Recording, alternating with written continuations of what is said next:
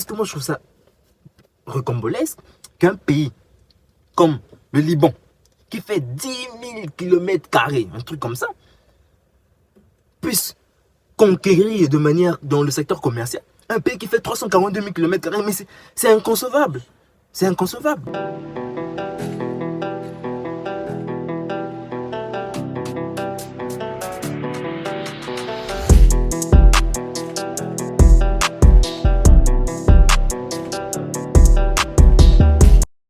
Alors, salut à tous, j'espère que vous allez bien.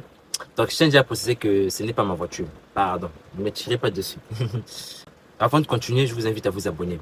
Abonnez-vous sur la chaîne pour deux bonnes raisons. Pour ceux qui apprécient ce qu'on fait. Au-delà de ça, parce que si on partage du contenu instructif, on essaie de voir comment est-ce qu'on peut implémenter des choses. Et on implémente et on montre comment est-ce qu'on implémente les choses. C'est un peu ça le principe de base. Mais au-delà de ça, la deuxième raison, c'est parce qu'on veut créer une communauté. Il est très important pour nous de créer une communauté. Parce que sans ça, je remarque que il serait impossible pour nous de poser des actions assez impactantes s'il faut le faire de manière individuelle. Donc, ce sont ces deux raisons-là qui me poussent vraiment à diffuser du contenu, à être présent sur YouTube.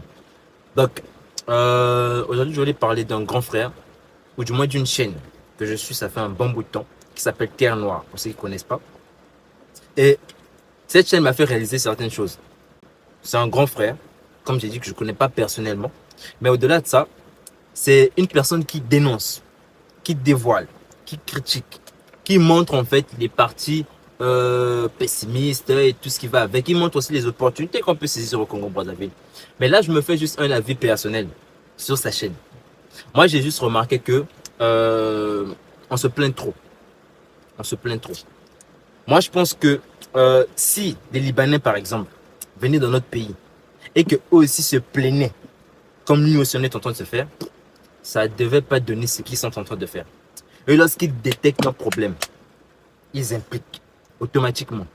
Ils ne font pas les jeux de non, ils vont aller sur YouTube, ils vont se plaindre que non, au Congo-Brazzaville c'est comme ça, on nous fait ceci, non. Mais regardez où nous en sommes. Je suis obligé de faire des contenus où je dois venir dire que non, il ne faut pas se plaindre, il faut qu'on passe à l'action. Pourquoi est-ce qu'on est comme ça? Pour deux bonnes raisons. Parce qu'on pense que ce sont les autres qui doivent nous donner l'accès à la liberté. Parce qu'on pense que ce sont les autres qui doivent nous donner les opportunités. Parce qu'on pense que ce sont les autres qui doivent faire tout pour nous. Parce que la vidéo qui m'a poussé vraiment à faire cette vidéo-là, c'est lorsqu'il a parlé du passeport. Est-ce que vous savez que le passeport, on le fait à l'extérieur? Tous, on le sait. Mais moi, ce qui me choque, c'est que le passeport, c'est seulement un cahier cartonné.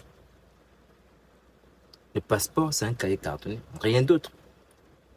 Mais aujourd'hui, je peux bien venir dire sur Internet, on fait le passeport à l'extérieur, le passeport on fait ça à l'extérieur. Comment est-ce que les pays, les gouvernements sont stupides et tout? Mais what's we're doing for concrete? Qu'est-ce qu'on fait de concret en fait? Rien. Parce que je vais prendre un exemple simple. Nous on a fait Banio avec le collectif, avec toute mon équipe, on a fait Banio par exemple. Imaginez un peu, moi l'une des raisons qui nous a poussé en fait à faire ça, c'est parce qu'on s'est dit que non, comment est-ce que Lace peut nous vendre les pommes de terre dans le sachet? Comment est-ce que Lace peut nous vendre des pommes de terre dans les sachets alors que nous, si on plante les pommes de terre? J'aurais beau venir dire sur Internet que non, Lace nous vend des pommes de terre, c'est de l'arnaque, comment est-ce que les Congolais ne peuvent pas faire les chips et tout? Non, on s'est dit non, on va faire ceci. On va essayer d'implémenter quelque chose qui va permettre aussi que nous, on puisse exporter des produits pour que nous, on puisse créer de la valeur à travers ce qu'on fait. Donc, on est passé à l'action. C'est d'abord ça le premier principe de base. Si on dit non, comme ça, les accidents font ceci. Alors, le truc c'est quoi? C'est que je me dois de passer par la sensibilisation pour que au moins les actions que nous sommes en train de mener puissent avoir de l'impact sur les autres et que les autres puissent s'occuper aussi d'autres secteurs d'activité. Parce que si on s'attend à ce que ce soit une seule partie des personnes qui puissent tout faire, ça ne servira à rien. Ça ne servira complètement à rien. Et laissez-moi vous dire une chose. Je ne m'attends pas à ce que nous soyons au top sommet pour commencer à divulguer ça. Je ne m'attends pas à ce que nous ayons tout réussi, que nous ayons tout fait. Et puis, je viens dire aux gens que non, regardez comment vous allez entreprendre, regardez comment vous allez faire. Ça ne sert absolument à rien. Je pense qu'il est nécessaire pour nous d'aller avec les niveaux qu'on a, de commencer déjà à partager les petites connaissances qu'on a. De commencer déjà à inciter les autres à lancer leurs activités. Parce que sans ça, il serait impossible pour nous d'avoir une puissance économique qui a de l'impact dans notre environnement. Donc imaginez-vous un peu que mon grand frère dont je viens de parler, Terre Noire, qui vient sur Internet, qui dit pas, d'accord, les passeports sont faits à l'étranger et tout, le gouvernement congolais est incapable de faire le passeport et tout ce qui va avec. Oui, c'est bien beau de dire ça, non? C'est beau. Mais qu'est-ce qui se passe après? Vous vous rendez compte que le passeport, c'est un cahier cartonné qu'on n'arrive pas à faire. Le passeport, c'est un cahier cartonné. Rien d'autre. Et ça veut dire quoi? C'est que nous devons, par exemple, fournir les services en privé. Parce que les entreprises qui fournissent ces cartons-là, ils sont privés. Elles sont privées plutôt. Les entreprises qui fournissent les cartons pour les passeports et tout, ce sont des entreprises privées. Et maintenant, nous, qu'est-ce qui nous empêche de faire ces entreprises-là? En fait, moi, je veux juste qu'on soit sur une logique très simple. C'est que tant qu'on pense que le gouvernement qui est là, le fait que de faire du bruit partout, non, ils font ça et que ça va changer, vous mettez le doigt dans l'œil. C'est la pierre même que vous mettez dans l'œil. Donc il faudra à ce moment-là que nous-mêmes nous puissions en prendre conscience. Et que notre propre avenir dépend de nous-mêmes.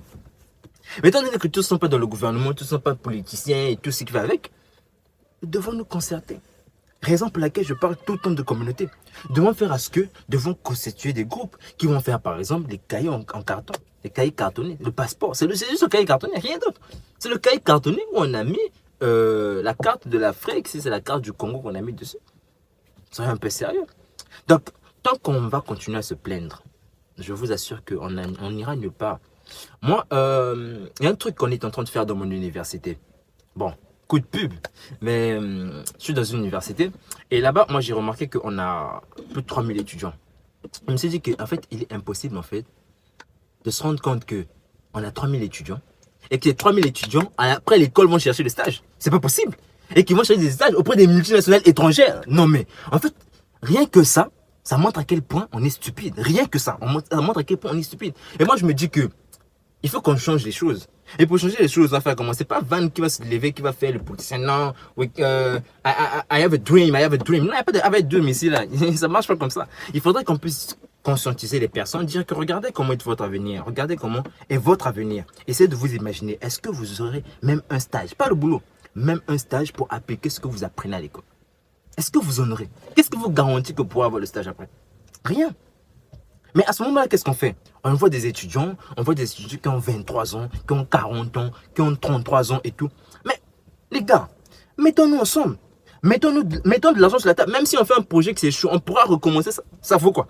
Si par exemple, comme j'ai dit dernièrement, on est 2500 et qu'on met chacun 10 000, 10 000, 10 000, ça fait 25 millions. On implémente. Quel est le projet qu'on peut pas implémenter avec 25 millions? Pas possible. Et à ce moment-là, chacun de nous doit prendre conscience que oui, ce qu'on peut faire, c'est quoi? On peut par exemple aller dans le secteur agroalimentaire, ou bien dans le secteur industriel, ou bien dans le secteur où on fait de l'exportation des mines, ou bien quoi que ce soit. Mais que ça puisse créer une grande chaîne de valeur et que ça puisse ouvrir en fait une panoplie d'emplois. À ce moment-là, on peut d'abord commencer de manière en autarcie, qu'on puisse d'abord commencer à prendre que les étudiants de l'école, après les stagiaires. Parce que ça fait ce que les stagiaires qui apprennent des trucs, ils vont faire leur comment on appelle ça? Comment on appelle les histoires là où les étudiants répètent ce qu'ils apprennent là, voilà, leur soutenance. Ils vont faire leur soutenance, ils vont montrer ce qu'ils ont appris et tout. Mais au-delà de ça, ils vont chercher à faire développer les activités. Ils ne vont pas se limiter qu'à faire du copier-coller de ce qui s'est passé l'année passée ou de ce que quelqu'un qui a soutenu a dit l'année passée, doit venir dire la même chose. Non. Il doit apprendre à développer des concepts, apprendre par exemple à dire, bon d'accord, aujourd'hui au Congo on remarque qu'il y a telle activité qui manque, telle activité. Qu'est-ce qui fait que ça puisse manquer?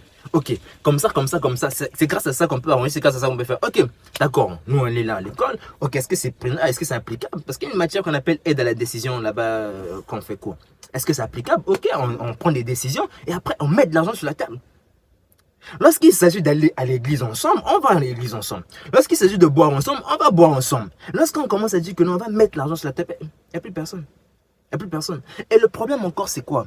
C'est qu'au-delà de ça, on n'est pas tous contraints de mettre de l'argent. En fait, tout n'est pas que pécunier. Tout peut être par rapport à nos compétences. Tout peut être par rapport à notre temps. Tout peut être par rapport à notre savoir-faire et notre savoir-être aussi. C'est parce que tu n'apportes pas l'argent dans un projet que forcément, tu ne vas pas avoir d'impact dans le projet. Non. En fait, c'est le doigt dans l'œil que tu te mets. Derrière ça, tu peux dire, bon, moi je ne peux pas apporter de l'argent, mais je peux apporter ma compétence. Moi je ne peux pas apporter de l'argent, mais je peux apporter ce que je sais faire. Comment je sais le faire? Je vais apprendre aux gens comment est-ce qu'on le fait.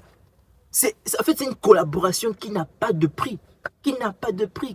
En fait, qu'on ne peut pas estimer.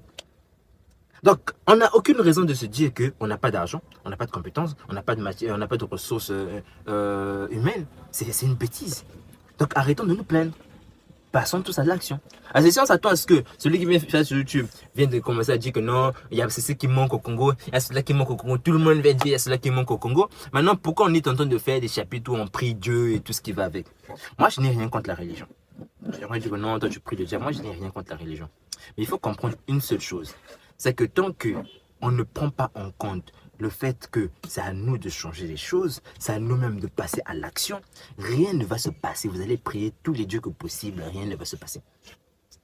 Parce que si le Créateur nous a donné la possibilité de prendre les décisions par nous-mêmes, ça veut dire que nous avons la possibilité de contrôler notre avenir, tout simplement. Ce n'est pas le hasard. Ce n'est pas le hasard. Donc, derrière ça, nous devons en prendre conscience. Parce que moi, je trouve ça recambolesque qu'un pays comme le Liban, qui fait 10 000 km², un truc comme ça, puisse conquérir de manière dans le secteur commercial un pays qui fait 342 000 km², mais c'est inconcevable. C'est inconcevable. Donc, derrière ça, arrêtons de nous plaindre. Passons à l'action. Passons à l'action. C'est tout ce que je peux dire. C'est tout ce que je peux dire. Passons à l'action. On peut venir déléguer un problème ici. Ok. Mais quelle est la suite? Quelle est la suite? On ne va pas s'arrêter à dire que non, d'accord, il y a ceci qui passe. Non, quelle est la suite? Donc, sur ce, je vous invite à comprendre 2 points. C'est là où il y a des plaintes qu'il y a des opportunités. À chaque fois que tu vois que non, je peux me plaindre quelque part, dis-toi qu'il y a forcément plusieurs personnes qui veulent aussi se plaindre. Mais comment est-ce qu'on peut faire pour satisfaire cette plainte-là? Comment est-ce qu'on peut faire pour recourir aux besoins des autres? Et c'est comme ça qu'on doit penser, tout simplement. Sur ce, je vous laisse. Je tiens à préciser, c'est pas ma voiture, pardon. Donc, je faisais juste une petite course, je me suis arrêté et j'ai décidé de faire la vidéo parce que c'est le seul temps que j'avais pour le faire. Ciao.